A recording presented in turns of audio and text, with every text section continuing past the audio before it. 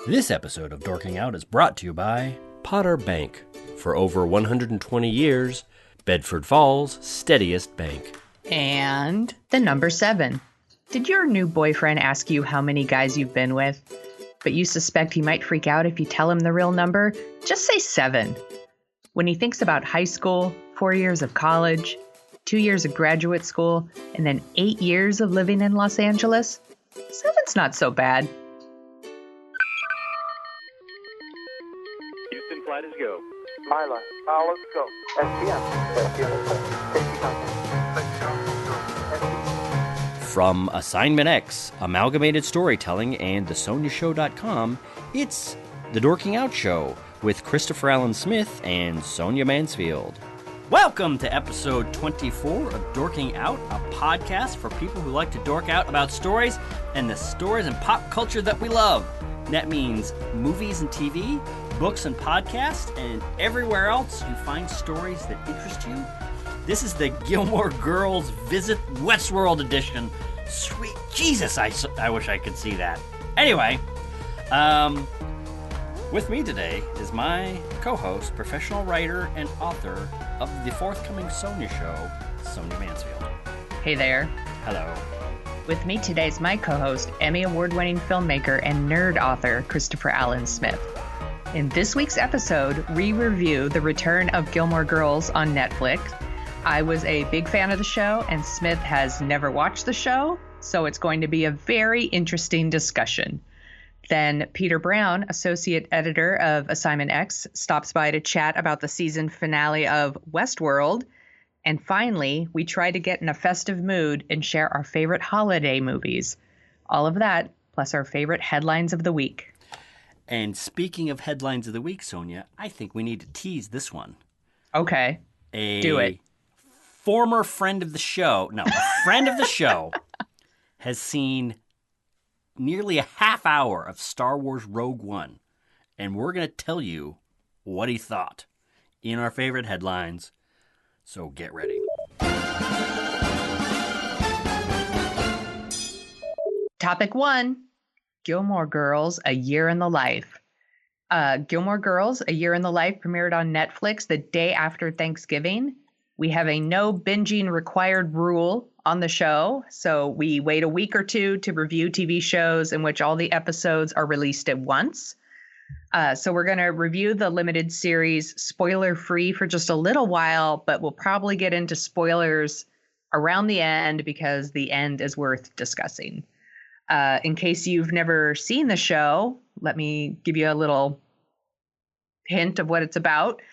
The show is about a single mother named Lorelai Gilmore who had her daughter, also named Lorelai, but goes by Rory, when she was 16. And because she was such a young mother, the mother and daughter are really more like best friends than mother-daughter. And at the start of the show, Lorelai is 32, Rory is 16, and they live in the fictional town of Stars Hollow, Connecticut, which is filled with all kinds of wacky characters, like all small towns on TV shows. And I would say the show probably focused on stories about like family and friendship and romance, and was really known for like rapid fire, super fast, pop culture filled dialogue and long, unedited, like walk and talk shots similar to The West Wing. The Netflix series picks up 10 years later after the show ended. So the show ended, it ran 2000 to 2007 on the WB, then the CW. So the show picks up 10 years after that. Lorelai and Luke, who owns a diner in Stars Hollow and was Lorelai's kind of will they or won't they storyline for the entire run of the show, are together but not married. And Rory, who was last seen getting on then Senator Barack Obama's campaign bus to work as a journalist covering the campaign, is now unemployed and staying with different people while she figures out what she wants to do next. I was a really big fan of the Gilmore Girls the first time when it was on the air. I watched it every week. My niece is named Lorelai. It was a popular show when my sister and I lived together, and we watched it all the time. I have to stop you right there and ask a question that's pertinent to this moment. Yes. Is your niece Lorelai named after Lorelai Gilmore? Yes. All right, continue. No, well, no. Let me rephrase that. It's where we heard the name for the first time, and we really liked the name. Not because of... So, yes. That's where we got the name. But Okay. not named after her, if that makes... Okay, makes sense. Okay, continue. So I was really excited for the revival because I wanted to see where everybody was 10 years later. And I was really happy to be back in Stars Hollow. But within the first 15 minutes, I started to feel really disappointed. And that disappointment feeling popped up kind of over and over throughout the 4 90-minute episodes.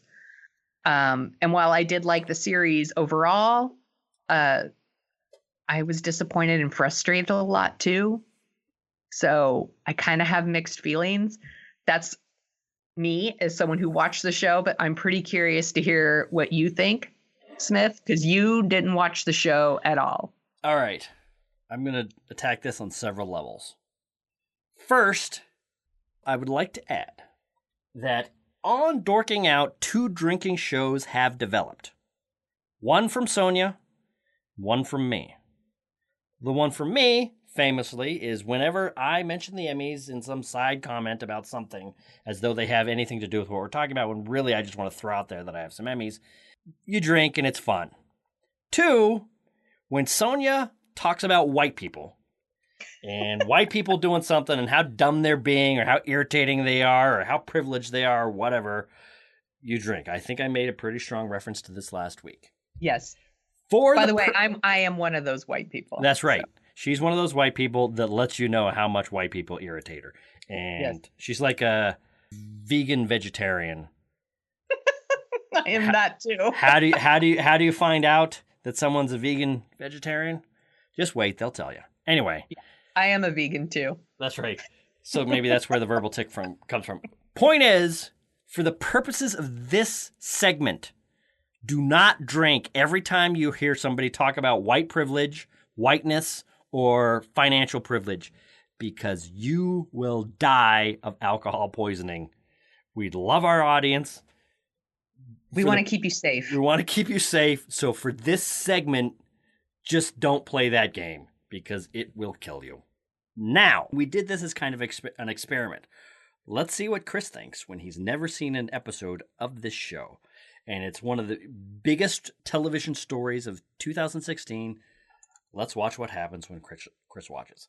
Secondly, Your Honor, members of the jury, I would like to submit testimony on my behalf on what I thought of the Gilmore Girls from one Laura Wildfire Smith, my one and true wife, who likes a lot of things pop culture, but I think as I watched the show, a lot of what she said came to speak for my inner heart when I myself visited Stars Hollow and got to know Lorelai, Luke, and Rory, and everything else. So if I can bring Laura Smith to the stand, I believe she can submit some testimony from where I'm coming from.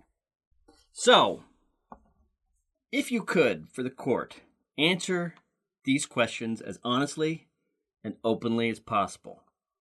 Could you tell us your name? Laura Smith.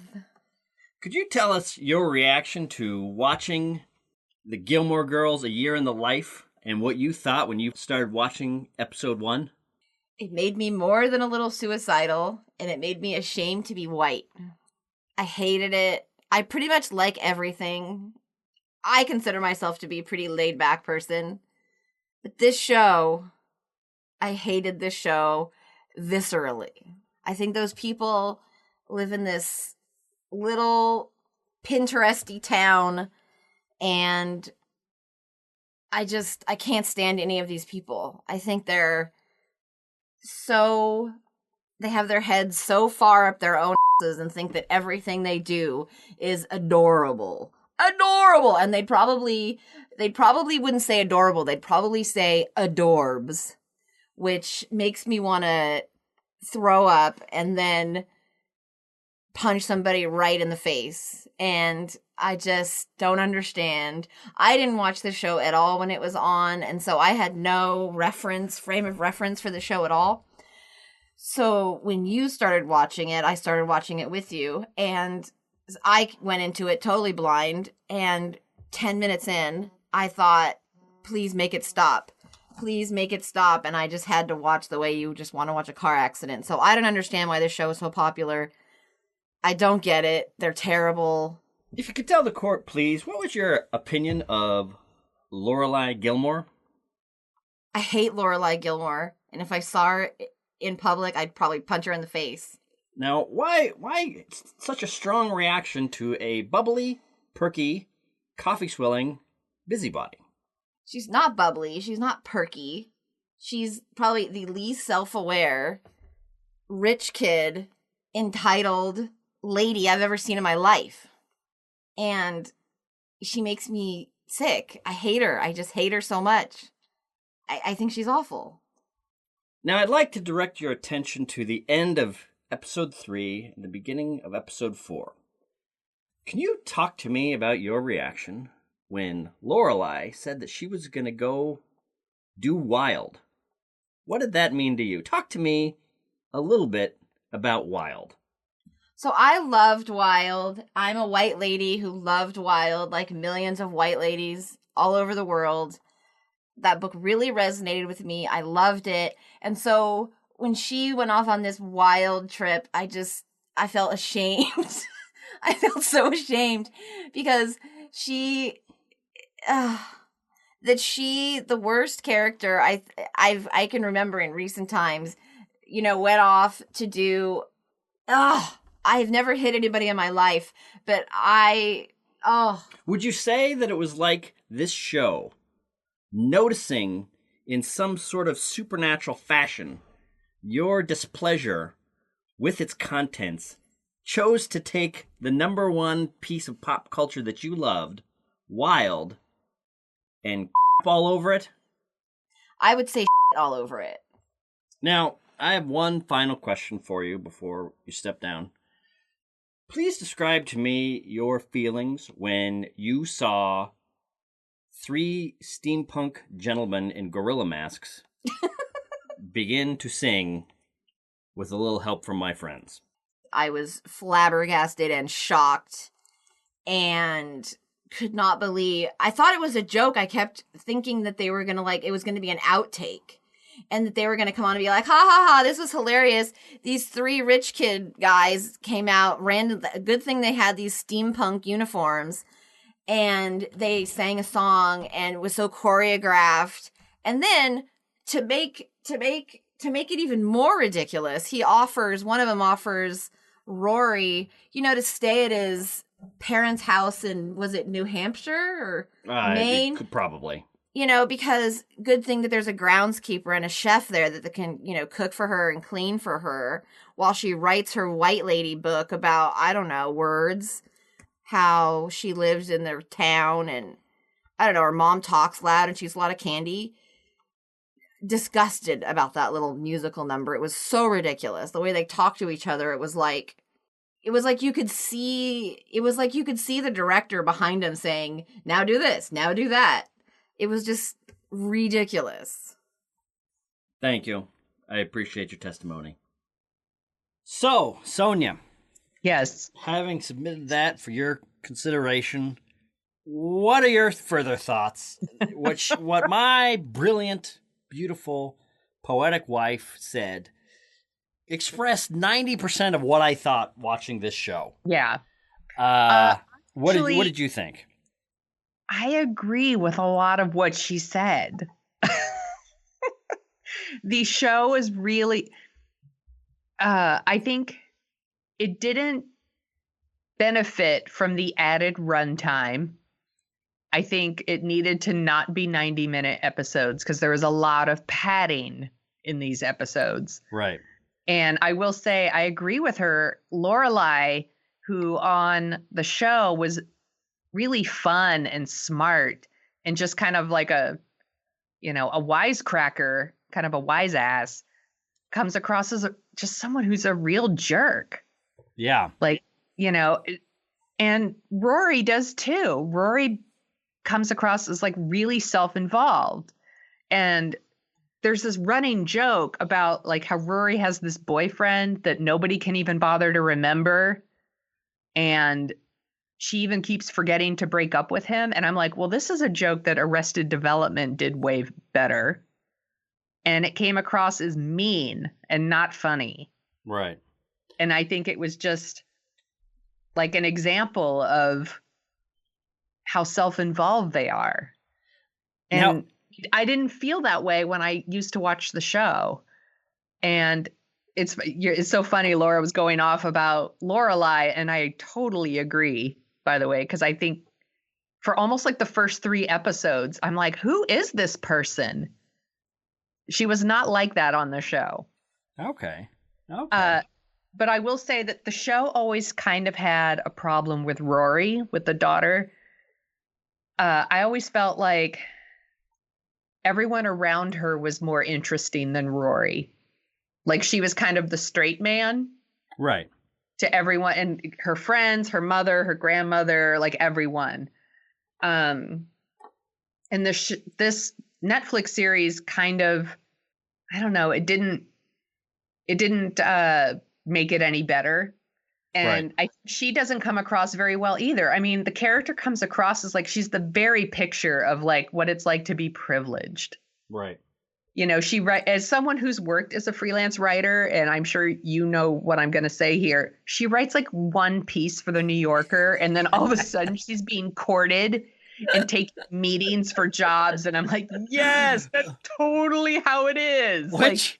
It's really funny you should say that, because every single review I have heard and read about the show, every single one mentioned exactly that in nearly that way.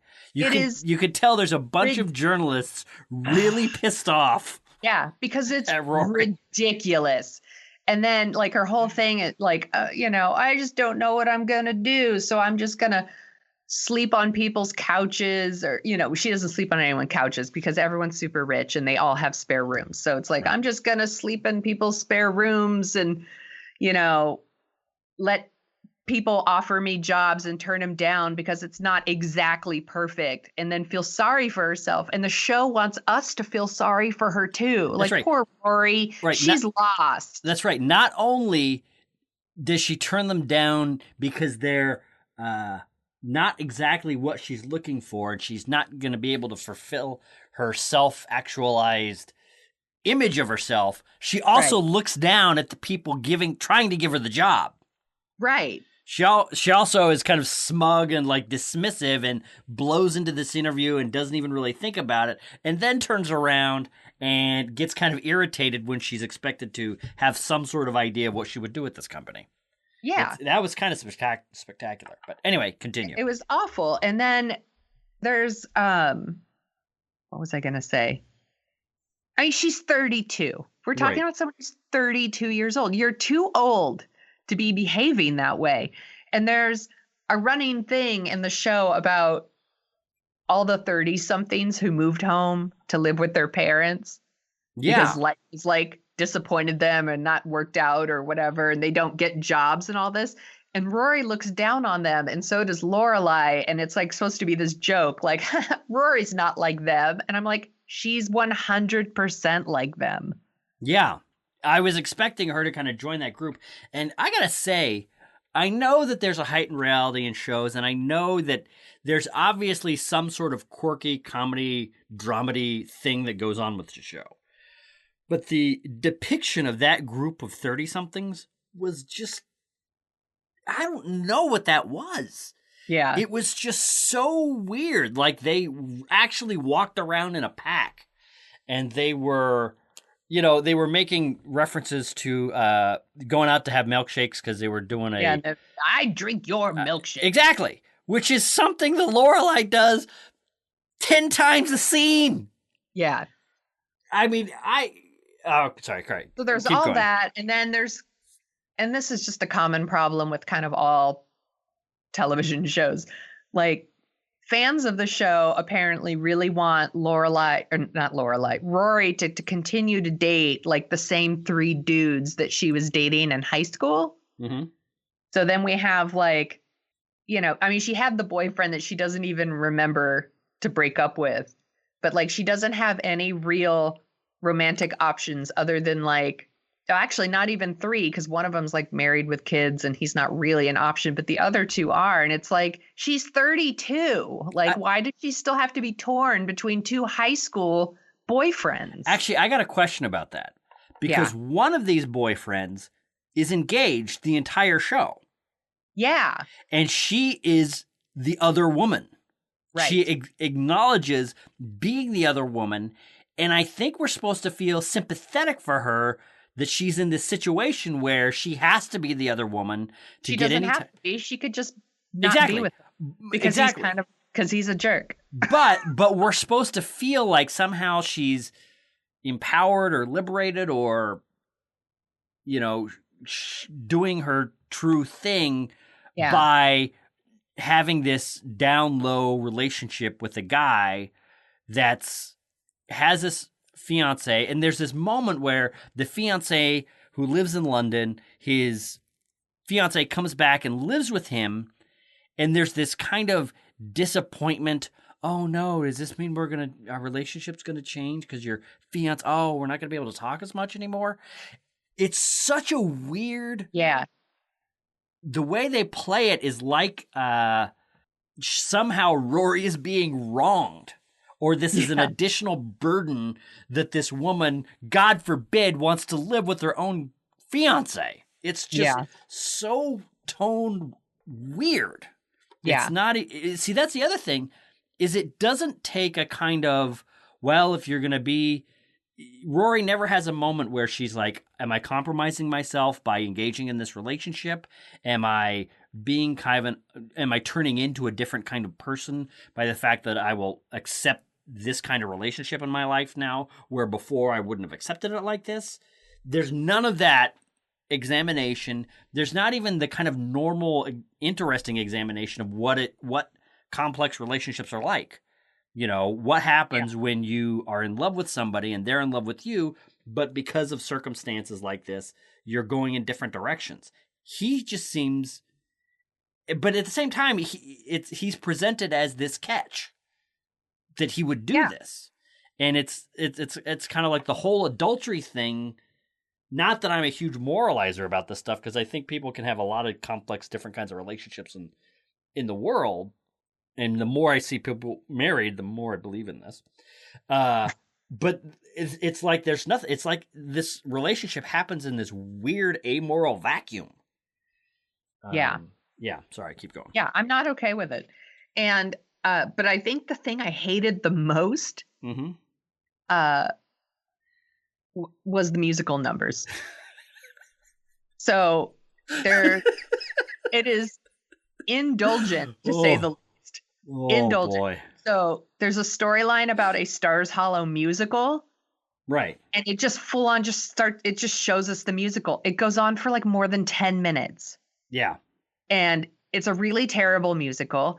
And I'm like, all right, Waiting for Guffman already did this better. Yeah. But we're sitting through it anyway. And it features all these stars so the creator of Gilmore Girls is this woman, Amy Sherman Palladino. Correct. And she also created another show called Bunheads, which I have never watched. Which I've heard is great. All the musical number, it stars people from Bunheads. So like, it's this like fan service for like 2 shows. It's like an extended thing for Gilmore Girls, and then it's like fan service for Bunheads at the same time. It's just it's just so boring. Right. It was just so boring and stupid and indulgent fan service, and I hated it. And I hated the return of the Life and Death Brigade, which is what you and your wife were talking about. Is that a thing on the show? So that was like from season 5. It was like a secret society that Rory joined that honestly I totally forgot about and had to look it up because I was like, I don't even remember who these people are. And I don't imagine, were people asking for them to come back? I don't know. It's so nothing. I got to tell you, that was one of my favorite moments of television. Not seeing that, but watching my wife's reaction to that. Yeah. Because she was kind of hating on the show, not really liking it. And then that starts, and that musical number starts out with Rory, who has taken over the town newspaper in Stars Hollow. This is the last episode, near the beginning of the last episode. She takes over the town newspaper. She walks up to it at night, and they shoot it in such a way and have some kind of visual cues in such a way that you think this is a dream. She comes up, we've seen her unlock the big door in front. She walks in front of the newspaper, goes in and whatever. This time she walks up to it, it's open. It's, it looks like it's like midnight or like 2 a.m. Like, why would she be going to the office at 2 a.m.? But whatever. She goes in, then she looks out, and then there's these 3 steampunk top-hatted dudes in top hat and tails with gorilla suits on. And for a moment, I had a very Clockwork Orange vibe.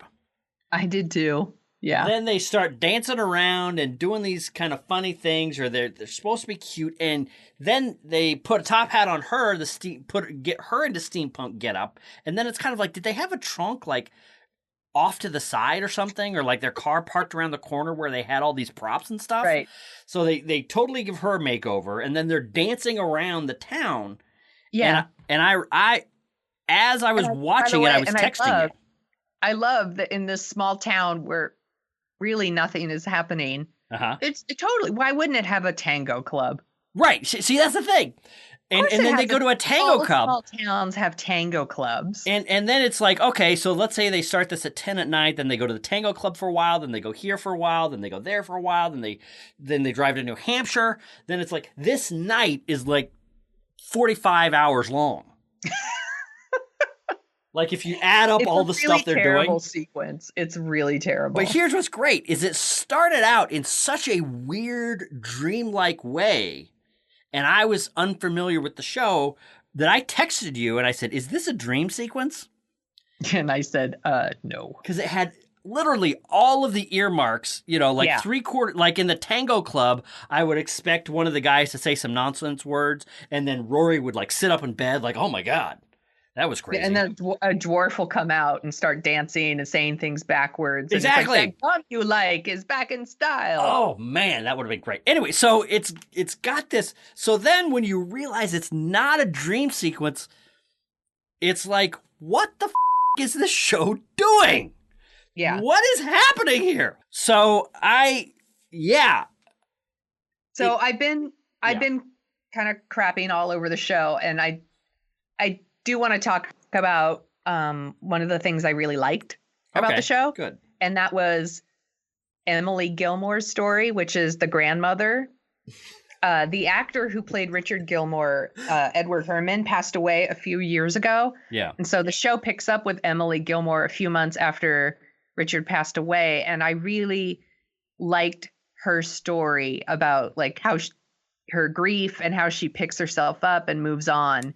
And that was my favorite part of the show. Like, pretty much everything that had to do with her was my favorite part. Let me ask you something, as somebody that's watched this show, because I found myself irritated with Lorelai enough in this show that usually, I'm sorry, what's her name again?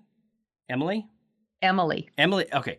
Emily Gilmore, she has the power dynamic in this show of being the disapproving mother that's constantly disappointed or irritated or baffled by Lorelai. And usually in that kind of dynamic, you're always feeling for the underdog. You're always feeling for the person in Lorelai's position. I swear to God, 90% of the time they went back and forth at each other. I was totally on Grandma's side. It's like, this kid is so smug and self-satisfied and snotty that I just don't even, one of the early things is there's a wake for Lorelai's father and Emily's husband. And Emily says, "Oh, if we could all just sit around and tell a story about what he meant to you, just one story." And Lorelai, first she kind of hems and haws and doesn't know, and then she tries to move her place because they're going around in a circle so she can be later on, so she can kind of like cram for the test or something or think something up. And then it's just this really irritating, crappy story, and then she kind of blames her mom for making her tell a story. God forbid she would talk about her father at his own wake. Right. You know? And there were several times where there was one instance where Rory goes in and, it's a couple months after the death, and Emily's kind of trying to feel her way through her new life. And she's, this rich blue blood New England rich lady, like a total Vanderbilt, John Jacob Astor style rich person. And she has a television put in the front room. And then, oh my God, it's revealed that she eats on a TV tray her dinner sometimes and watches television. And Rory goes on for 5 minutes of, oh my God, are you feeling all right? What did you, and through all the stereotypical jokes. Did somebody kidnap my grandmother and, leave you in her place? Well, are you feeling? On the show, Emily is very proper and she really wouldn't do stuff like that. So it is out of character. See, that is the thing. It is out of character, but the grief that they put her through because she's breaking out of her proper shell, it's like, what do you want? Do you want her to break out of her proper shell? Or do you want her to, or when she tries to stretch her wings and try something new, you guys go on this, half-baked comedy routine at her expense in her own house. It's like, yeah, I would be the kind of irritated, what do you want? Are you guys done yet? Get out of my house. I would be like just as irritated, just as dismissive. I would blow them off all the time. It would be, So, it's a show. So we need to talk about the end. So maybe we should do the little spoiler sound effect. Okay, so Amy Sherman Palladino, who created the show, she did the first 6 years of the show, and then she left and didn't do the 7th season. So she didn't end the show the way she wanted. The show didn't end the way she wanted. And her whole thing was that the show was going to end. She had the final 4 words all mapped out. Right. And so this limited series would give her a way to end the show the way she wanted. So her 4 final words were, Mom, yeah, I'm pregnant. That's how she wanted to end the show. And as someone who watched the show, I have to say that might have been a really big deal 10 years ago when Rory was 22. Right. And just out of college and ready to start her adult life. But at 32, with a college degree and a mother and a grandmother with money, it doesn't seem like that big of a deal. Yeah. It's not now the mother is just like the daughter's just like the mother moment that it would have been 10 years ago. Right. I think it felt like that was supposed to hit like a thunderclap moment. Yeah. And it didn't. And one of the things I heard through listening to different reviews and reading different things on this show is when the Gilmore Girls started, I think Lorelai was estranged from her family because she had Rory at 16 and because she decided to have her own life. So she was living this kind of middle-class, self-sustaining upbringing when she started the show. And then she realized that, Lorelai needs to go to a good high school. I'm going to go to mom and dad for money. And then they kind of connect back up and all this stuff happens. And then she spends apparently the rest of the show, or at least most of this show, kind of irritated that her mother has money and wants some of it, but doesn't, but also wants to be irritated and make fun of her blue blood mother at the same time. Yeah. And so when Rory says, "Oh, I'm pregnant," I was kind of like, "You'll be fine." Yeah. Well, there's no real. You have boyfriends offering you unlimited time in their mansions to write your book. Yeah. I'm sure you'll be able to find a nanny. Yeah. Probably one that's quirky and will get you coffee for you and your mom. Yeah. I love And that she's writing a book and you'll never guess what title is. that's right. Which I thought that was kind of cool and self-referential, I guess. You know, like maybe the show that we're watching is in the book. I kind of like that, but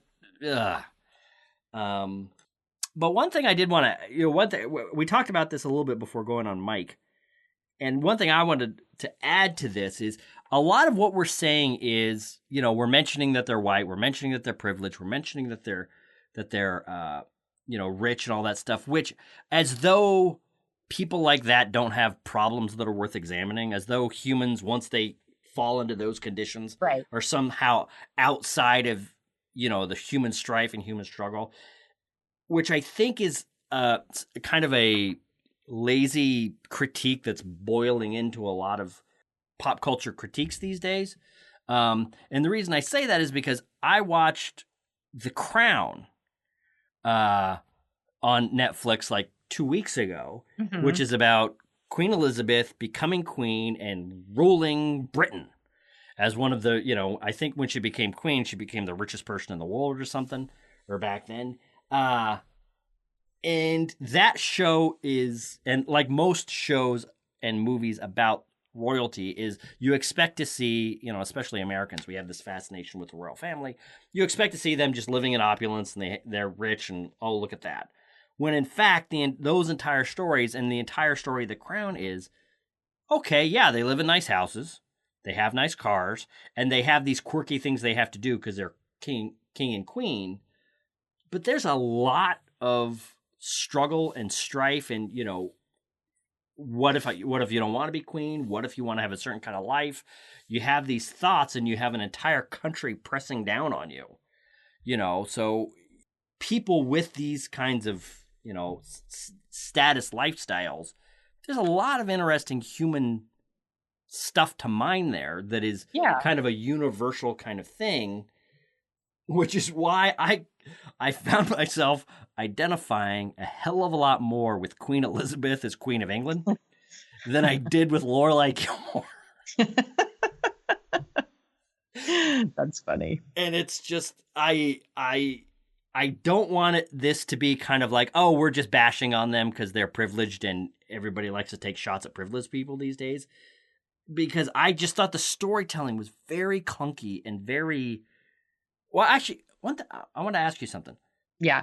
The dialogue and the interactions and the dialogue this time, how was it compared to the show, to the original show? It felt a little bit more forced. Okay. In the series than the show to me. Okay. Like some of the references were a little bit more dated. Okay. I guess. I really did crap all over the show, and I do want to say that, like, there is some stuff to really like in this miniseries, but I think that they needed maybe 4 1-hour episodes instead of 4 90-minute episodes. Well, that's what's interesting. Or maybe just even like a full-on like 2-hour movie. That it's interesting you should say that. Oh, keep going. Sorry. It was just super padded out with like those boring, awful, indulgent musical numbers. And, which, I mean, if they wanted to stick to the 4 90 minutes, then ditch those musical numbers and spend time with some of the minor characters that we really like. Yeah. That's what, because I thought about it is when you take 4 90 minutes and you put them together, that's 8 hours. This is nearly kind of a normal Netflix season. I don't understand why they didn't just break it up into 8 episodes. Right. And just do that. But and I do want to say it was really great to see Melissa McCarthy back. Right. As Suki, and it's unfortunate that they couldn't get her more because I feel like her presence was very missed. She is Lorelai's best friend. It is weird that like she's not at these important moments of her life. Right. Oh yeah, that's right. Like at her dad's wake and all that stuff. Yeah. I didn't even think about that. Yeah, because I could see what they were doing with the dialogue, and part of me kind of like wanted to like it because I'm kind of rewatching The West Wing right now. Yeah. So I should rewatch The West Wing right now too. that's right. So that's a good idea. This kind of hyper verbal, over the top, very articulate, very quick kind of thing I really like. But I feel like they did it much better on the show than what you saw here. See, that's what I'm wondering, because I'm a huge Aaron Sorkin fan, but if anybody who's an Aaron Sorkin fan and missed The West Wing did what I did and watched both or all 3 seasons, I can't even remember, of The Newsroom on HBO. I didn't watch it. I wouldn't bother, because it's kind of like where you take that vibe and turn it up to 11. Yeah. Where every single character talks the same and they do the same things. And in this, like, there was a moment where one of my favorite moments, all my favorite moments watching this show were watching Laura freak out about it. There's a moment where Lorelai goes off to California because she's going to walk the Pacific Crest Trail, and Luke is back in the diner talking to his son, I think. No, it's his nephew. His nephew.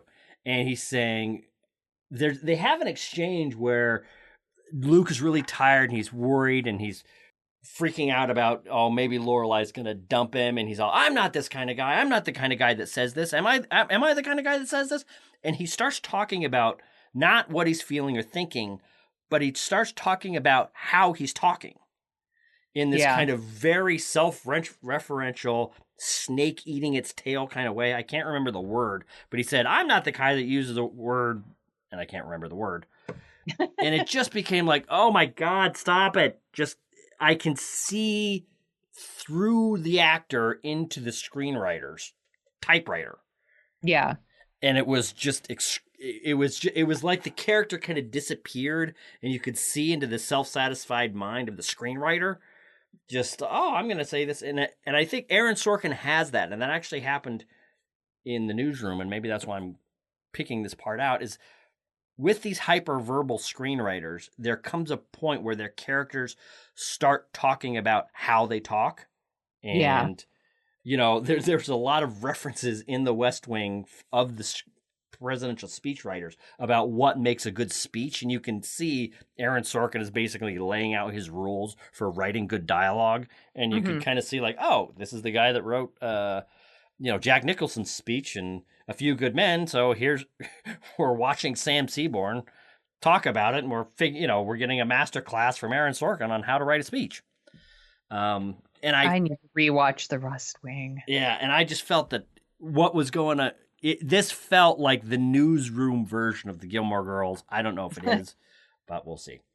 That's a pretty good description. Do you have any final thoughts?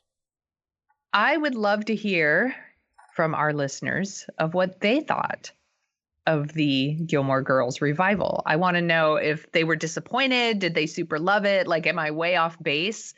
Because I have friends who watch the show and they were posting on on Facebook, how much they were enjoying it and how they were so happy it was back. And I so wanted to be one of those people too. So I'm curious to know what our listeners thought and what did they like about it, if they liked it. Actually, I would like to say one last thing. Okay. Which I meant to say at the beginning. And I want to say thank you to Laura for joining us. Thank you, Laura. I agree with everything she said, and I love the way she described the town as Pinteresty. That's right. She said that like Thursday, and I said, you write that down, because that has got to go in, because that is exactly what this is. Anyway. Yeah. I would like to apologize at this point, as I close out my thoughts on the show, to all the Gilmore Girl fans. I have teed off on it from a place of near perfect ignorance, and I can only imagine what it would be like for a blogger to watch season 4 of Deep Space Nine, having never seen an episode of Star Trek before, gotten irritated with some of the weird quirks that make up the things that people love about Star Trek, and then just lighting the entire franchise on fire because they just parachuted into the middle of the middle of the middle and, didn't understand anything about what they were seeing and just went nuts. I completely, consciously acknowledge all of that is going on. right now. So if you want to just flip over the table and light me on fire but in I email, watched the show. feel free. I watched the show and I agreed with a lot of what you and Laura were saying. Okay, So but I'm trying to deflect, Sonia. I'm trying to keep you no, from getting all the hate no, mail. they can come to me. It's cool. Okay, so just I know what it's like when somebody goes after, because they think they're being smart and funny, goes after the thing in pop culture that you love. So if you want to tell me to f off, completely feel free. It's totally understandable. You would not be the first.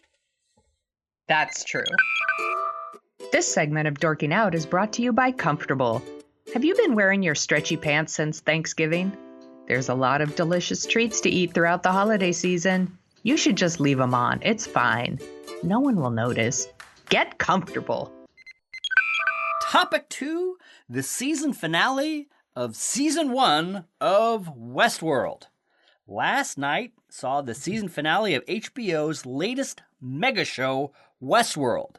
Now, for those of you living under a rock or watching television like a normal person, because in this era of prestige television, shows are talked about like they're mega hits of yesteryear when they are watched by almost nobody when you compare it to the millions of people that watch every other type of show. These shows, like the biggest hit on cable, on HBO, they're measured in the millions and not the tens and 20s of millions, like the middling episodes of 90s shows. So, point is, Westworld is being billed as this huge mega hit when really, maybe not everyone's seen it. So we're going to talk about Westworld all around, and then we're also going to talk about Westworld, the season, and the shocking season finale. So for those of you who've gotten through my intro, Westworld is a show about a Western-themed park populated by robots, lorded over by a nightmare Walt Disney-type figure played by Anthony Hopkins. It's in the future. Yeah, and it's in the future, some point in the future. With Game of Thrones coming to an end in 2018, HBO is looking like crazy to make Westworld its new uber nerd, uber violent, uber naughty prestige television pleasure. Is it worth the hype? We're going to spoil it a little bit. So if you haven't seen its 90-minute season finale, when you hear this sound, skip the rest of this section and come back to us to listen to what we have to say after you've watched it. Joining us today is Peter Brown, Associate Editor of Assignment X. Peter Brown, what did you think of Westworld as a show, as a storytelling entity up until this last episode? What do you think of the show overall? So up until the finale. Yes. Okay, so this is a hard one for me to characterize. Now, I like this show. I think it's very fascinating in a lot of ways. It's got a lot of interesting ideas about humanity and morals and technology, but there's just something missing to me, and it's been that way the whole season. And maybe it's a purpose, is I think the way I would describe it. I don't really see much of a purpose in the show other than to kind of show maybe how moral high ground has kind of been lost or technology can go awry. But, we've kind of seen all those things before in shows and movies. I like the show. I don't characterize it as some sort of a next Game of Thrones, however, and no, I might be contrarian. I have no idea what I'm saying, but there's, like I said, there's a lot of good ideas. There's some interesting characters. There's some characters I just don't care about at all, and I think that they're very boring. So yeah, I mean, I will definitely watch the next season because I want to see what happens. So that's my general feeling coming up to this final finale. Okay, Sonia. Yeah. You've watched the 9 episodes up until this. We talked a little bit about the first episode. We talked about Westworld being one of our most anticipated shows of the year. What did you think of Westworld up until this season finale? I feel like the show kind of kept me at arm's length. I feel like with the multiple timelines, it made it, there's like multiple timelines, what they're remembering, what's a memory, what isn't a memory. It made it difficult for me to get invested in the characters and the story. Mm-hmm. Yeah. And sometimes I felt like the show's creators were more concerned with the mysteries than the characters. And that's why I felt like I couldn't connect to them the way I feel like I needed to.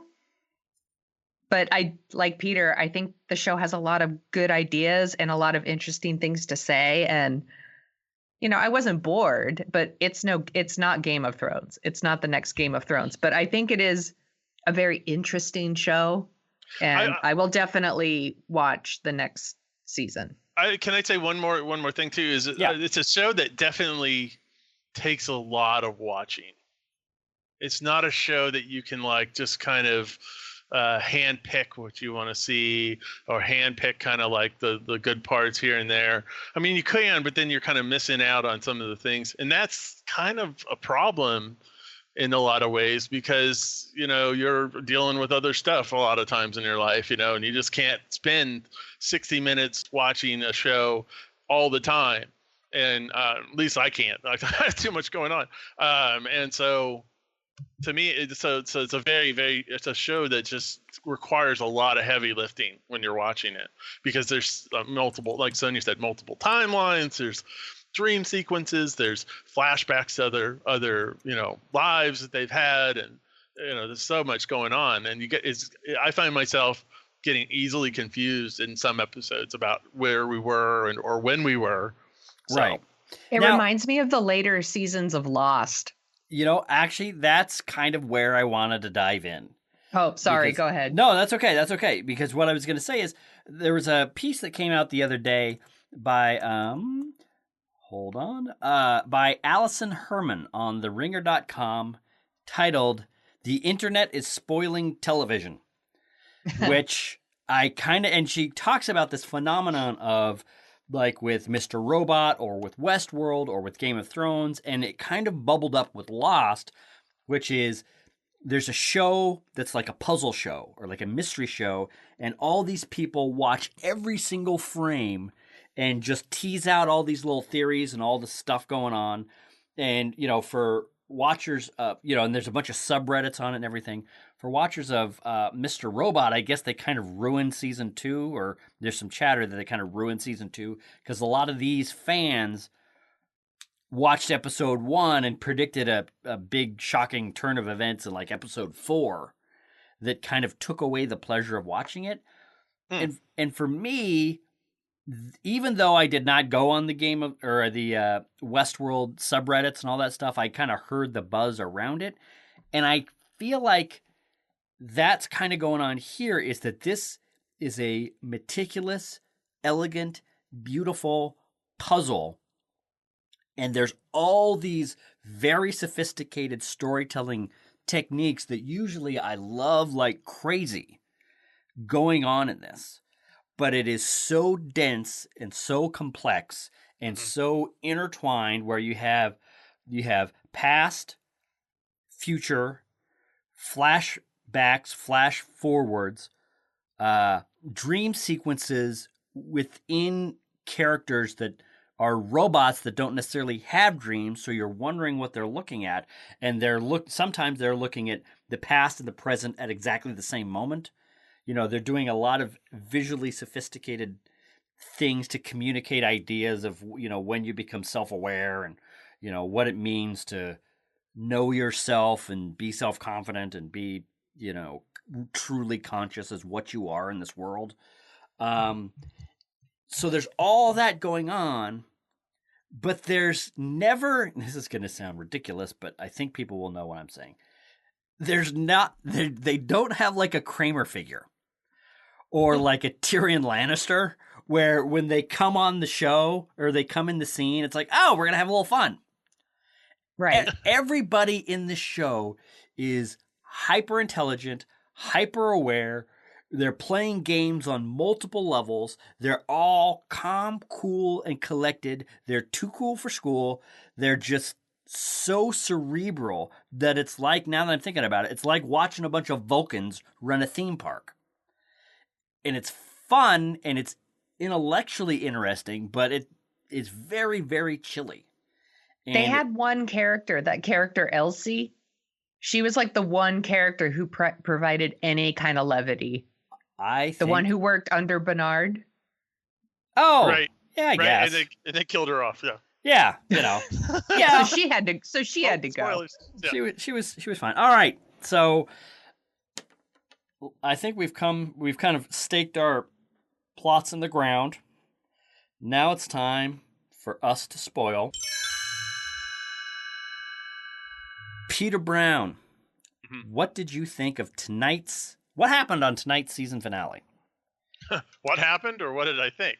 What happened? Tell us what happened. Give us the log line of what happened in the season finale of season 1 of Westworld. So let's start with one of the persons that I find probably one of the more interesting characters on the show, which is Maeve, who is the brothel whore that kind of has become self-aware and has taken upon herself to better herself through her own technology, and so she finally made it out of the complex, made it to the train, and then she decides that she sees somebody with a kid, and maybe one of her past lives experiences, she decides that she's not going to continue to go and leave the place, and so also she steps it back out. And also, maybe she wasn't self-aware this entire time. Maybe it was just another level of the Matrix.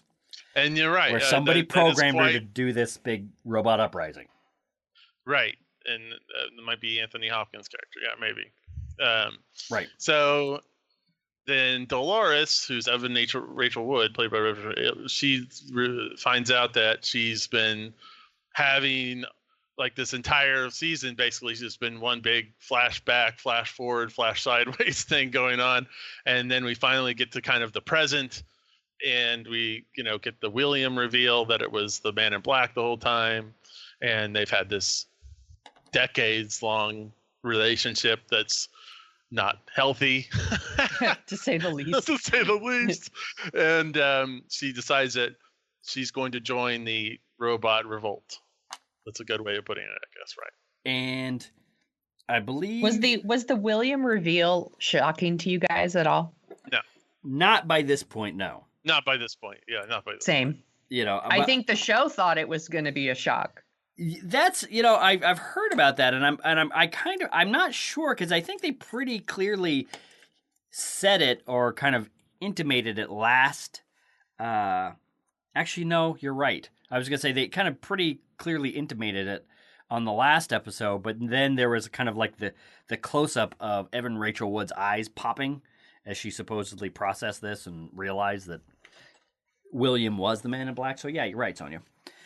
And then I guess the last thing is Ford decides, instead of giving up his park and giving up control, he'll just go out with a bang, literally, and has Dolores shoot. Right. Not only does he have Dolores shoot him, but he animates all of the expired and out-of-date robots to turn into some robot zombie army. Right. That apparently looks like it's going to murder the board of directors and this huge gala of park owners and board members' wives and kids and whatever in this big celebration they're having. The last thing we saw was Ed Harris getting shot, Anthony Hopkins getting shot, and all these robots marching over the hill coming down on this party. Right. Apparently and Williams on murdering them all. And Williams' dream and his desire kind of came true, and so that's why he's laughing at the end, right? Because that's what he wanted. He wanted them to fight back. That was his whole purpose. Right. I want more of a challenge, I guess. I guess that was what he wanted, and so that's what he got. So that's why he was laughing. Yeah, and then we also got a tiny glimpse of Samurai World, which I thought was kind of interesting, because I think in the original Michael Crichton Westworld movie, they had Westworld, didn't they have Roman World? And they had a couple other worlds. I have It's been not. so long since I've seen it, I don't remember. Me too. Also, I've never seen the original movie. I need to watch it. I don't think you do need to see it. It's Okay. fine. It's good. But this actually, I'm going to put Westworld is going to be my new number one of if you want to revive or reimagine a show or an old piece of property for something new and interesting. Westworld is definitely the way you do it. Westworld is the new Battlestar Galactica benchmark. Anyway, Sonia, what did you think of the season finale? Once again, I think the reveal of William wasn't really a big surprise, and I think the show thought it was going to be a big surprise for us.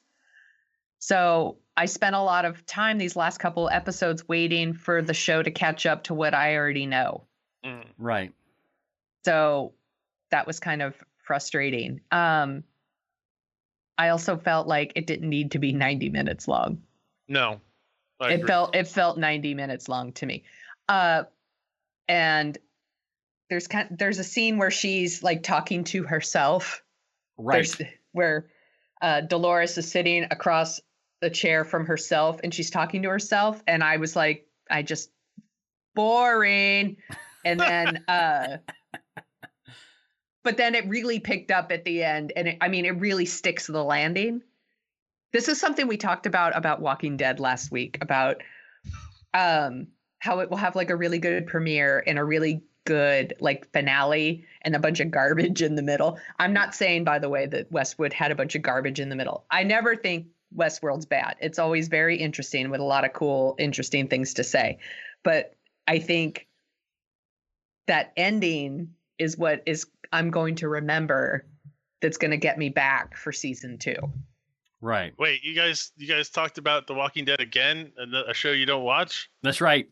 We were just talking about how the ratings dipped a little bit. Which, to give an update to the last episode, the ratings have dipped again. Now it's even lower.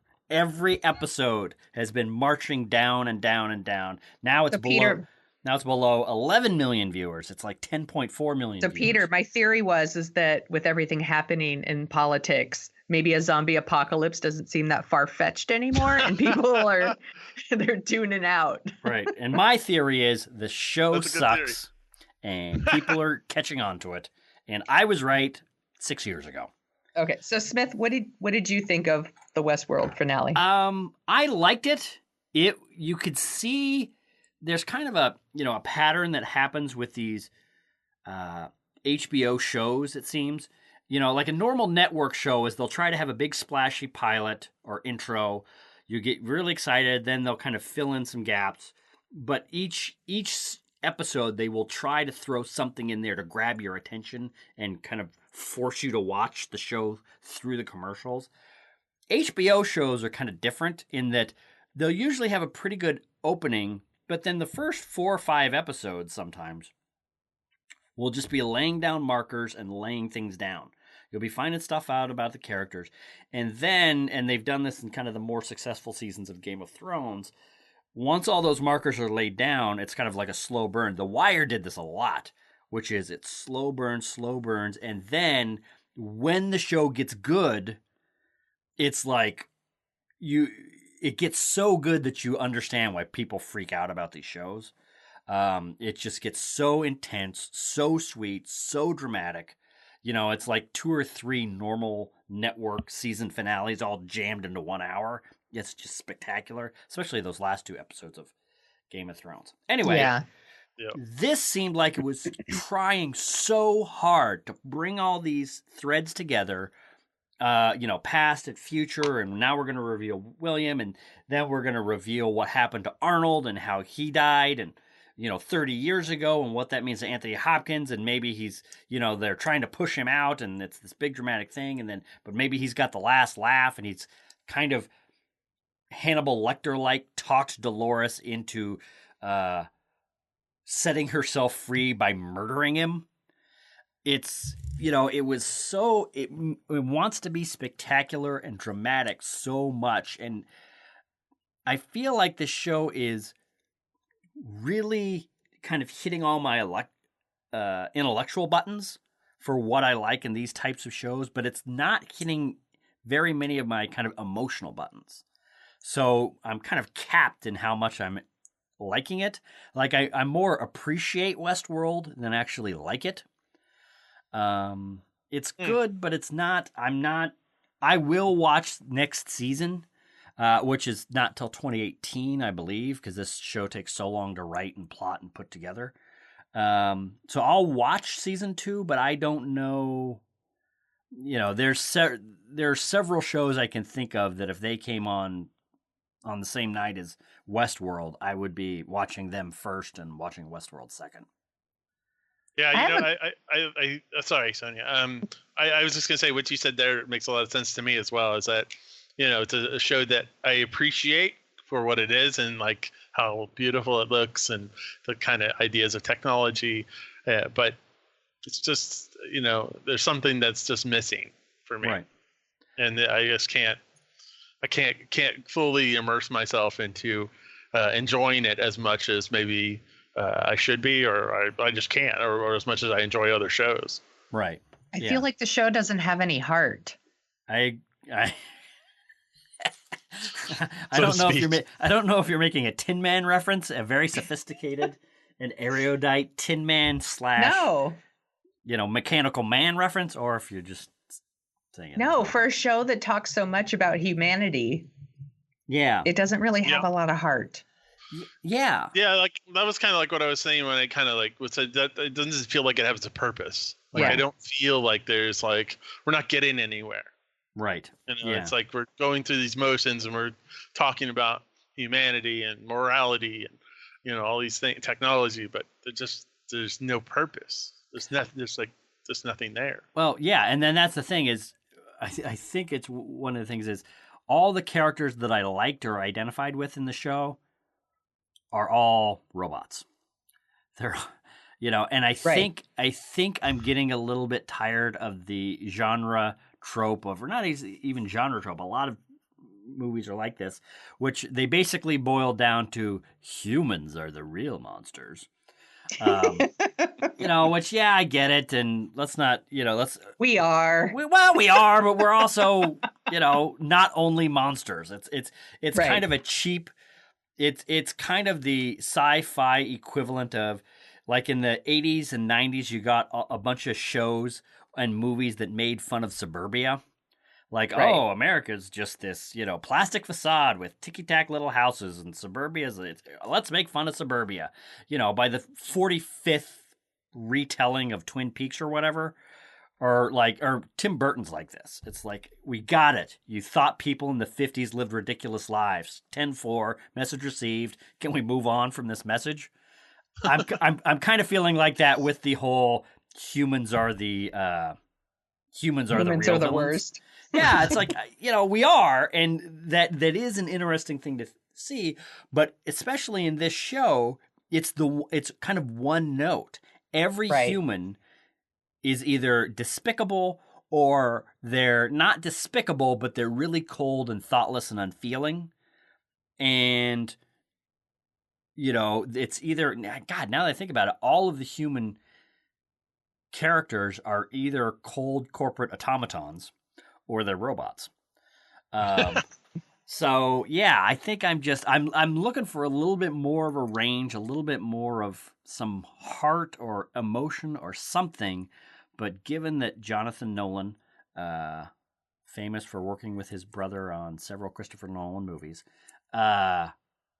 maybe I shouldn't expect that, because that is not a color or vibe that he seems to have ever exhibited in his career. Can I ask a kind of basic story question? Maybe you guys can answer for me. So Bernard is Arnold. Right. Nobody knew what Arnold looked like? I think they did. No, I think they did. Because he has a picture. Yeah. Like on his desk. Like, so, because people seem to not know that Bernard is a robot. Well, I think that's the thing, is I think people do know that Bernard's a robot. I think it's that Bernard didn't know he was a robot. And they Like the woman he was sleeping with and killed, she didn't know he was a No, robot. she didn't know. No, she didn't know. And she would be like the person who would know. No. I think she did know. She made several comments about it, actually. Like when they were Really? in. If you go back and look at some of the stuff that she said when, I think he even said something. There's a supercut online somewhere. I saw something like this, where she makes some mentions, and I think she makes a joke while they're in bed together, and about like you're practicing on me or whatever. Exactly, and the implication is he is a robot practicing human interaction with her. Huh. But I didn't take it that way. I took it as that's true. She's just exactly being funny. Well, see, that's the thing is on one level, and that's why this show is very cool and sophisticated. On one level, it is her being funny, but on another level, it's her kind of talking down to a robot. So I have a theory about why they don't seem to know who he is. Is that I think it's been like decades. Yeah. Since and so I think in that picture, Anthony Hopkins' character is much younger. Yeah. And so I think maybe people have forgotten what he's looked like, and so because he looks like he did back then. So how could he be looking the same as that person? So they kind of don't put two and two together. Yeah. And then the other thing I think is the now that we've seen the season finale and looked at the whole, is the idea was 30 years ago they were building this park, they were investing an insane amount of money into it, and then one of the founders said, you know what, the robots are becoming self-aware, we can't even open the park, and he kind of sabotaged it by having Dolores murder all the other hosts, then murder him. And Anthony Hopkins at that point was left with the choice of, well, we can either burn this all to the ground, or I can remake my partner in a version that I can control, and we can both work together on the park and kind of do what his plan was. Now, I will say this, the Barnard reveal was probably the best moment of the show. Yeah, that was... because I didn't see it coming. Yeah. Until they showed that printout or that documentation of him like as being constructed or whatever. Right. And then I was like, oh wait, you got to be kidding, And then it was like and then he murdered his that woman. Yeah. And I was like, wow, that's pretty brutal. Yeah. It was brutal. It's good. I mean, that's that's a thing. It maybe. I don't know. In a weird way, not in a weird way, this show is a lot less satisfying than Game of Thrones, even though Game of Thrones, I think, might be more gory and more brutal and more nihilistic. It's also got moments of levity, moments of you know what it is? That's what it is. Game of Thrones posits a world that everything is brutal and dark and hard, but there is some light, there is some love, there are some of these good human traits in there, but the overall, feeling is we're all, marching to the grave together. Westworld only examines this kind of very narrow, cold range of human interaction and human emotions, and I think that's what, for me, ultimately stunts it. Yeah. Game of Thrones also has Jon Snow. That's true. And dragons. Love him. You love dragons. him. Actually, Peter and Jon Snow sitting in a tree. Okay. Actually, here's one thing I want to ask, though. So, 40 years ago, when the original Westworld came out, Westerns were still kind of in the pop culture. They were still kind of a thing. That is one thing that I find very difficult to believe with this show, in that in the future, the idea that there's going to be this huge appetite for people to pretend to be cowboys. Yeah, they want to go back to a simpler time. If this show was realistic to what it would be a theme park of people going back to the 50s or the 30s or something. It would be it would be some theme park not where people do not dress up in Western gear and pretend to be cowboys. You see, I think I disagree, because I think the whole point of the park is that you can take out these sinful aggressions that you have, right? So you can kill people and you can gun them down and you can like do all these, the terrible things to these robots. And whereas in the 50s and the 60s, you're not going to go around shooting people and raping women and all this stuff. That's just not I'm going to go happen. back to the 60s and get a job at an advertising firm No, and no, come no, no. home to my wife and eat TV dinners. I'm going to go back to the 70s where I can go into a disco. No, buddies. I hear what you're saying, and you're correct, so I'm going to amend this. Now that I'm thinking this through, this would be Mob World, where you get to go back and be a mobster in the 40s and 50s. That's what a true Westworld type theme park would be. You still get to kill, murder, maim, do all those debaucherous things, but in some sort of era that people recognize. No, I don't think anybody is going to be this infatuated with the Westerns.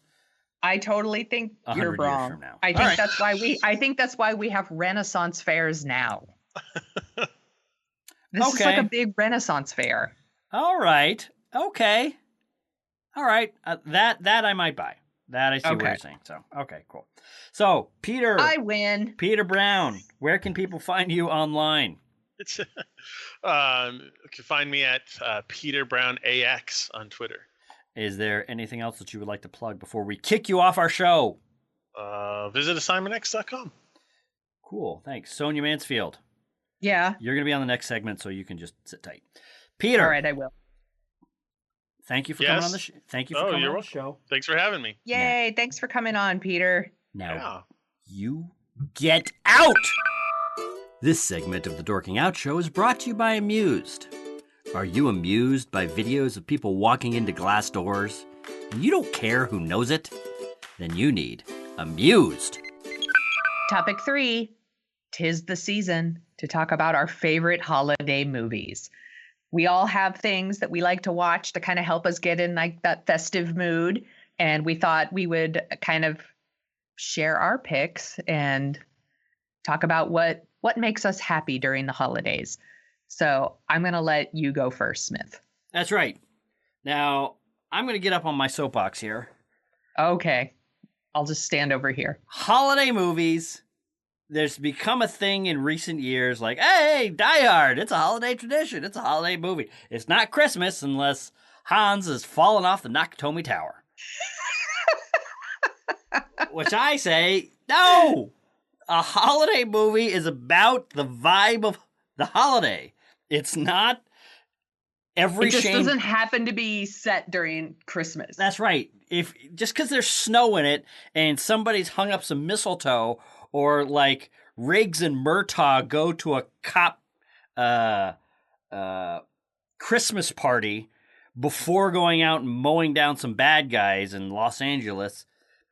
See your Lethal Weapon series at this point, or pretty much any Shane Black movie. That doesn't make it a holiday movie. It's a holiday movie when it has to do with the holidays, has to do with something, which is why Sonia has picked hers, but I've only picked one. The holiday movie for Christmas, Frank Capra's It's a Wonderful Life. Now, a lot of people, when they think of It's a Wonderful Life, they think of, oh, Jimmy Stewart, he's so happy. It's such a happy movie and whatever. I am calling BS. It's a Wonderful Life. Those are people who haven't seen it then. Or they've kind of glossed over it and not really watched it. It's like the holiday movie that they have on in the background where they're like opening presents or drinking eggnog or whatever, and they're talking to their relatives who are in from out of town, and they're not really watching It's a Wonderful Life, but it's on, and hey, why don't we put it on when we talk to Grandma? No. It's a Wonderful Life is the greatest Twilight Zone ever made, and it hinges on Jimmy Stewart committing suicide. Yeah. So, yeah. Me... Yeah. Go ahead. Sorry, go ahead. Well, no, what I was going to say is I love this movie to death. There is a certain kind of thing that Frank Capra is one of my favorite filmmakers. And the thing I love about him is he's very optimistic, very hopeful, very up on America kind of guy. He's an immigrant from Europe, came to this country, loved it, made a lot of movies about. He also made Mr. Smith Goes to Washington. He makes a lot of movies about kind of what it is to be an American, what it is to be, to have a good life. And It's a Wonderful Life is, he has this reputation for just being super happy, super up, super cheery. I've heard him described as maudlin or whatever. No, this movie is about what it's like to really live in your community, to kind of get lost in the day-to-day drudgery of life, wonder what it's all worth, wondering what's going on, and then finding out what's really happening, what your life has been worth when you're given the chance to see what the world would be like without you. It's fantastic. It's got an amazingly over-the-top emotional ending, but for me, it is really, really earned. I think it definitely is earned. And that's what makes it so great, is because it does, in the world that we live in now and with the movies that we've seen now, it seems like a kind of Hallmark ending. Like, oh, the town loves George and they all pitch in to help him out. That's true, but it's only because of the real life that he's led. And throughout the movie, all these marks are getting put down. If he's helping all these people and he's giving of himself, and it seems like it's going nowhere. And he's really up against it, but it seems as though no one's there to help him. And I love this. It's a Wonderful Life, one of my favorite movies of all time. The best Christmas movie ever made. But Sonia also has some picks too. Sonia, what do you think? I just saw It's a Wonderful Life for the first time like 3 years ago. And first of all, I can't believe that I somehow got this far in life without having seen it, because it's on all the time during the holidays. And I super love Jimmy Stewart, especially young Jimmy Stewart. He is so handsome. And I was one of those people that was like, It's a Wonderful Life. It's probably super sweet, saccharine, just mushy, Hallmarky, that sort of thing. And this movie is not that. This movie's kind of messed up and really dark. Yeah. But so good. And it definitely made me cry. It's a good movie. Yeah. That's a good pick. Comes out of nowhere. Good pick for once, Smith. That's right. It sneaks up on you. It's, we like to pat ourselves on the back. I thought for sure you were going to pick Schindler's List. No. Yeah, it's one of those movies that we like to, in the modern era of movies and TV and stuff, we like to pat ourselves in the back, how we're so sophisticated, we're so raw and edgy, we're so whatever. When's the last time Tom Hanks made a movie about him wanting to commit suicide? It never happens. It's never going to happen. Wasn't that the part of the plot of Joe versus the Volcano? All right. Other than Joe versus Volcano, which is a fantastic movie, by the way. Yes. Well, that's the other thing. It's Joe versus Volcano. That suicide's played for laughs. This one is not. This one's deadly serious. Like when you see the state that Jimmy Stewart gets into when his uncle accidentally loses a huge amount of money and their savings and loans going to go into the ground. And he's going to go to jail, and oh man, so good, so I don't know good. how people pick a edgy, cool holiday movie. I don't think there's really any such thing. I really like Bad Santa, or something. Yeah. But that's not even that. Yeah, exactly. I think maybe it's just me. Maybe I'm to that point where I'm old enough where I'm kind of over the whole. I want edgy stuff for the purpose of edginess. People who say Die Hard's their favorite holiday movie, first of all, Die Hard is a really good movie. It's a fantastic movie. Yeah, but they're lying. Their favorite one is A Christmas Story. That's right. So talk to me about A Christmas Story, Sonia. It is one of my favorite holiday movies because it's probably one of everybody probably picks A Christmas Story as one of their favorite holiday movies because it's on TBS or TNT 24 hours a day. starting on Christmas Eve, and we have it on in Right. my house. Like, my dad always turns it on, and we always have it on. So, Yeah. and it's just like a running, and because of that, it's like part of our family dialogue. Yeah. It's, so, a lot of like, I can't put my arms down, and, you'll shoot your eye out, kid. All that stuff is part of our conversation now, Yeah. all year round. So A Christmas Story is just one of those movies that's always a part of our holidays. So it would be weird to not have it on the list. And there's a lot to, I think it's a super funny movie. I think it's very sweet. I think everyone's really great in it. I love the parents. Yes. I think they're so great. And what's funny is when you watched it when you were a kid, you didn't even think about the parent. Like, they weren't like the characters you loved the kids. But Right. now that I'm an adult, I watch it and I'm like, oh, the parents are everything in that movie. Like, they're just so funny and so smart, and I just really love it. Yeah. Well, what I'm thinking about, I'm realizing with these two, is we're not picking any Hallmark type movies. Movies about, mom burned the roast and maybe Christmas is ruined, but no, everything, somebody comes through and everything's fine. No, these are movies about people who are in their lives, they're wanting something. They kind of confront the hardships of life. They kind of confront what we want, what disappoints us, what makes us sad, what struggles we go through. And then it's almost like Christmas is that, at its essence, that little bit of, well, sometimes things work out in life. Sometimes the thing that you don't expect, the thing that you don't think about, that's the thing I love about the end of A Christmas Story, where he's wanted this BB gun. He's pushed and pushed and pushed. They've opened all their presents, and it looks like he doesn't get it. But it's, but then his parents really have been thinking about it, and they really do want him to be safe, and then, he almost shoots his eye out. But it's just, and, the portrait of the parents, how they are kind of imperfect. They are kind of grousing at each other and going back and forth, and dad's maybe a little rough and whatever. It's so good. Yeah. It's funny you mentioned the BB gun, and that reminded me. When I was pregnant with my son, I called my dad to tell him, like, it's a boy.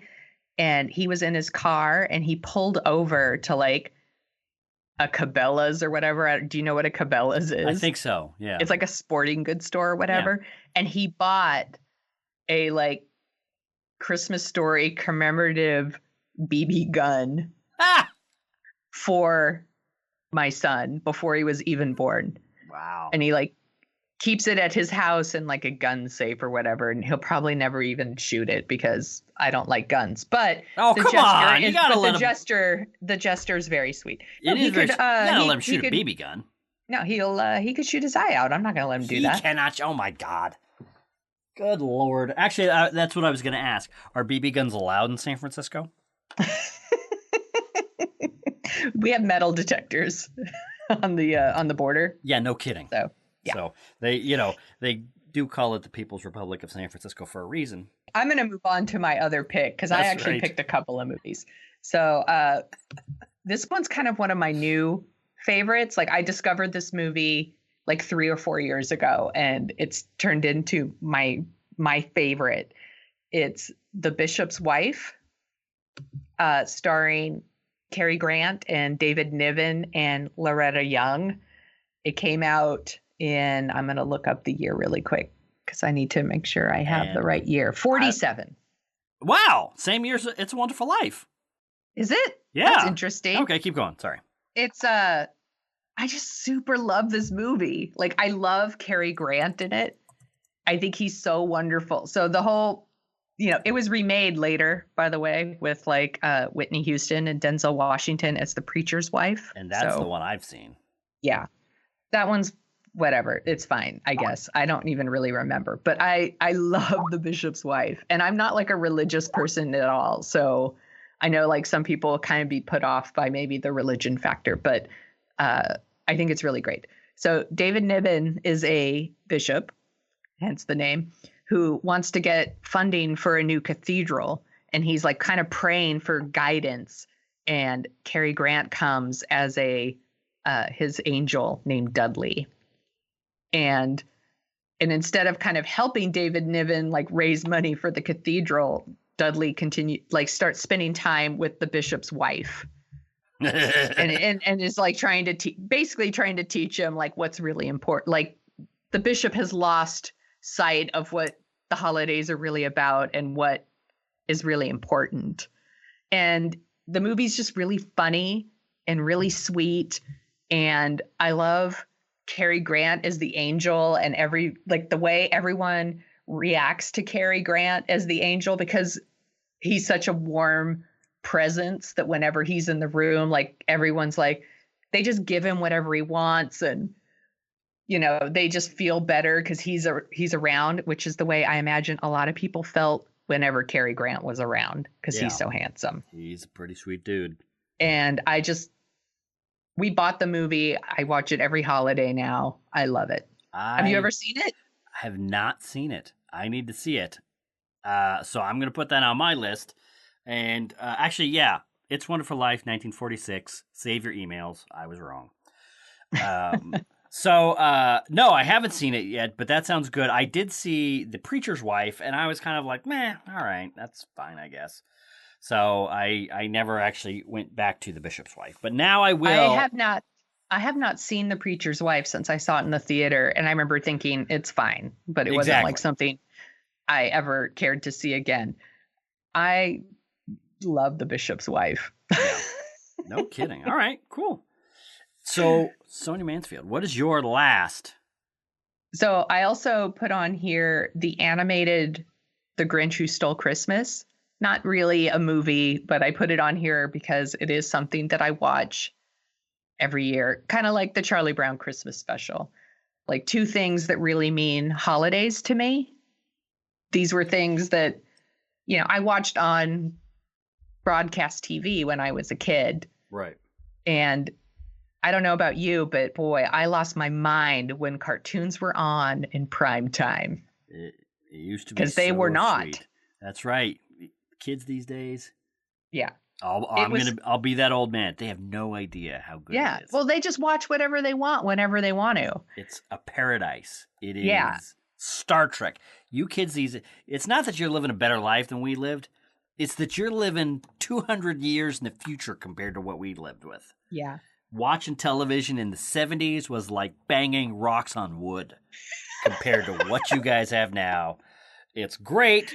I'm not complaining, but it's just now that you've explained that, because I do remember that, I'm thinking, wow, it was like a magic And if thing. you missed it, you missed it. That's right. It was like I remember, I think it was, like CBS would have this special CBS special presentation sound.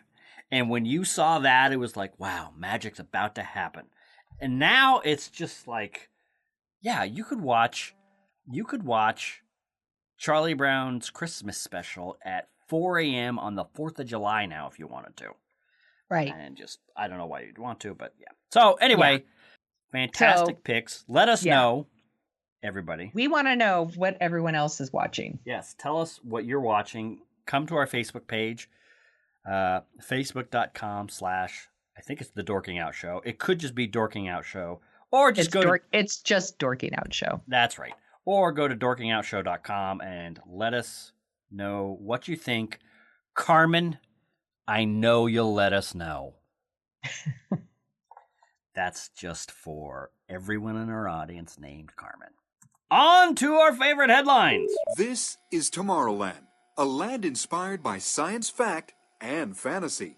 That brings us to our favorite headlines of the week, one of which is really not our favorite headline, the second of which really is our favorite headline and probably is going to be your favorite headline here when we tell it to you. Hint, Rogue One. All right, so news came out this week that producer Bryan Fuller felt bittersweet about his departure from the new Star Trek series. Now, earlier this year, it was announced that Bryan Fuller, executive producer of Hannibal and Pushing Daisies and Wonder Falls, a lot of really loved television with not huge audiences in any of them, was going to be taking over Star Trek on television, launching a new show called Star Trek Discovery. He was going to break the 13-episode arc. He was going to write a bunch of episodes with Nicholas Meyer, the writer of Star Trek Episode 2 and Star Trek 6, part of Star Trek 4, basically all the good ones. Anyway, then came the shocking news that he was stepping away as executive producer, but he was still going to be involved and still help out. He was just going to be also working on another show based on Neil Gaiman's American Gods book. So he just didn't have the time to dedicate to Star Trek, so he was leaving it in good hands. Now comes word that he is having zero to do with the show.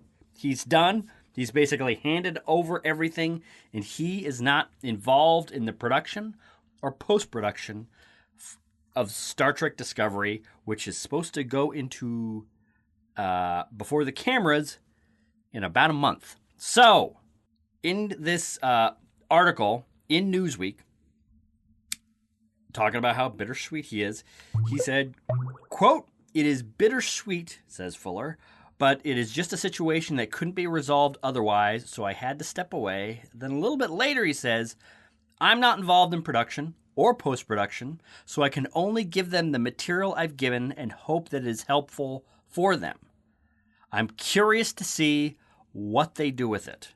When asked if he was going to be involved in a potential season 2, Fuller said, "They have my number, and if they need me, I will absolutely be there for them." Sonia Mansfield. Mm-hmm. Have you ever said, "You got my number," to anyone that you expected to ever talk to again? No. So what are your thoughts on this? It makes me nervous. This makes me nervous. I'm really excited for the show, and part of my excitement was the Bryan Fuller connection because he's made so many other shows that I really enjoy. And now, not only is he, it just sounds like he's not involved at all. Like, I'm worried that are they even going to take like the things, like, because he kind of laid the groundwork, and I'm like, well, have they thrown all of that out the window too? Right. Yeah, I'm definitely there with you. You know, when a creator says things like, "I've given them, and I can only give them the material I've given them, and hope that it is useful for them," that is industry speak. That's industry code for whatever comes out on screen. It's not my It's thing. not my fault. It's not my fault. Don't blame me. I gave them this good stuff. If they didn't use it, what could I do?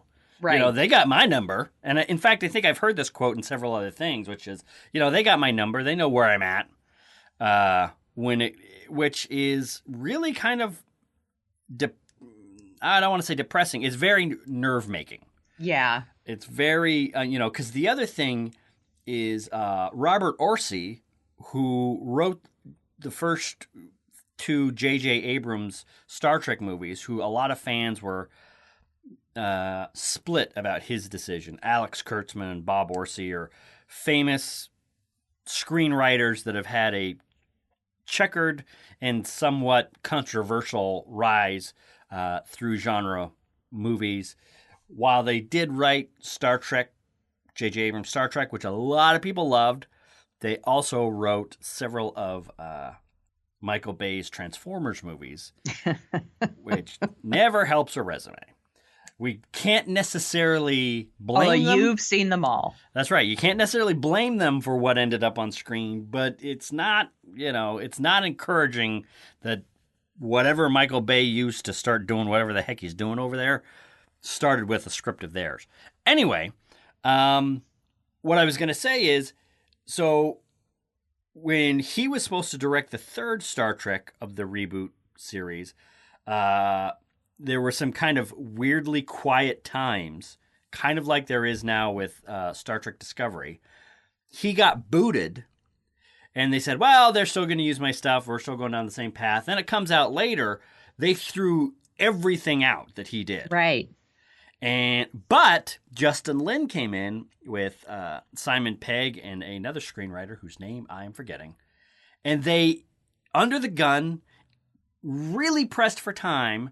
They made what a lot of people think is the best of the reboot Star Trek movies. I think it is. A fantastic Star Trek movie. And as we all know, the first 2 seasons of The Next Generation were insanely divisive and troubled.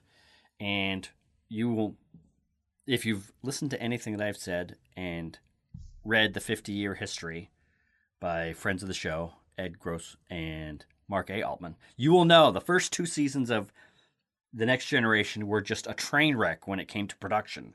Star Trek became famous for just chewing up writers and spitting them out.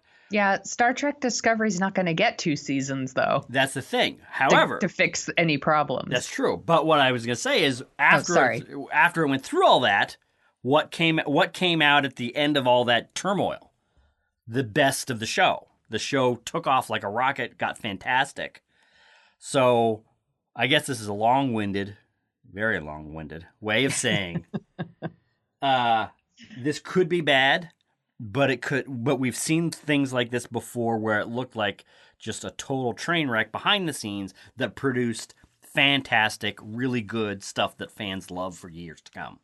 We just have to wait and see. We have to wait and see.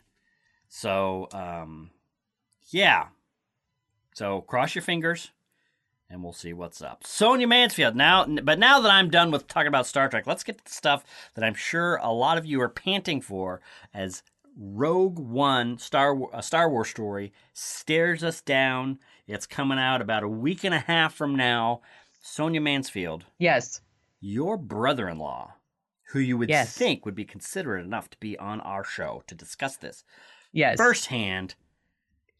We were referring to him as friend of the show, but now we're thinking maybe former friend of the show. That's right. Sonia is still referring to him as friend of the show. I, however, who am not related to him by blood and don't have to worry about going to see him on Christmas Day, am free to refer to him as former friend of the show. Wink, wink, nudge, nudge. Just joking, Tony. I know you're listening.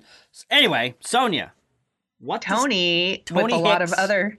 Yes, Tony Hicks, writer for the Bay Area News Group, and a lot of other press have been were invited to a Rogue One press event, and he got to see 27 minutes of the movie, and he really liked what he saw. So what did he have to say? He said, he used the words "wow," and that he just thought it was really good. And what he wrote in his article, and the links are in our show notes, is that it's from what he saw, it's more of a straight war movie, or a heist movie, and it doesn't have a lot of the like mysticism of the previous films. Like, he didn't see any lightsaber fighting, there aren't Jedi playing significant roles, and the characters don't always have clear motives. And he said it looks like the Dirty Dozen in outer space. All right. And I'm like, that sounds pretty cool. So it sounds like a lot of the cool stuff that we've heard, a lot of the promising different tone, different vibe in the Star Wars universe is actually coming true. Was there anything that he said that he wasn't so hot on? Wasn't such a big fan of when it came to what he saw? No. He didn't say anything. That doesn't mean there wasn't anything, but he just hasn't said anything. I think he really liked what he saw. And I know that he's also, interviewing stars from the show as well, or from the movie. Yes. And he's liking what they're saying. He's pretty excited. Cool. And he's a huge Star Wars fan. I can't emphasize that enough. Like, he's a really, really, really big fan. So I know that he would say if he was disappointed. All right, so let me ask you this. Yes. Since we've discussed this on previous episodes when we discussed the prequels, and we do this ourselves from time to time. We talk about movies that we like, so you have an idea where we're coming from. Right. What's his feeling on the prequels? Is he I love everything with Star Wars stamped on it kind of guy? Or is he You know what? I actually don't remember what he thinks about the prequels. I don't think I don't think he thinks they're super terrible, but I don't think he loves them either. Okay. You know, I know that he recently rewatched all of the movies with his daughter, Lucy, my niece, who's 8. Okay. And I can't remember what he said about them. I know that, you know, he will watch them much like we would, but, you know, they're not his favorite. The Right. original trilogy is his favorite. That's right. That's right. Because he's a smart man. That's right. Actually, I am watching with my son Harrison, Uber Star Wars fan, who went to Star Wars Celebration with me. I'm watching episodes 1, 2, and 3. Then we're gonna go watch Rogue One. Then we're gonna do 4, 5, 6, 7. Nice. And we're gonna see how it plays.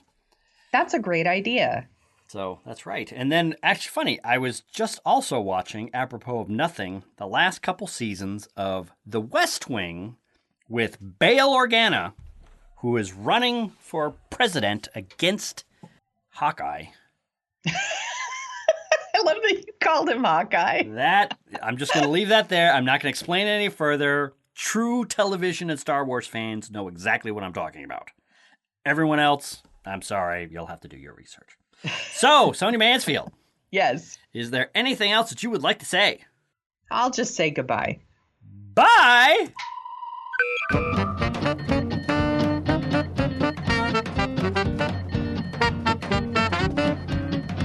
The Dorking Out Show is on Twitter at Dorking Out Show, where you can find Chris at Jet Jurgens and Sonia at The Sonia Show. You can read about Sonia's random adventures at thesoniashow.com and track the slow and creeping progress of Chris's novel and his other hijinks at jetjurgens.com. You can find out more about The Dorking Out Show at dorkingoutshow.com.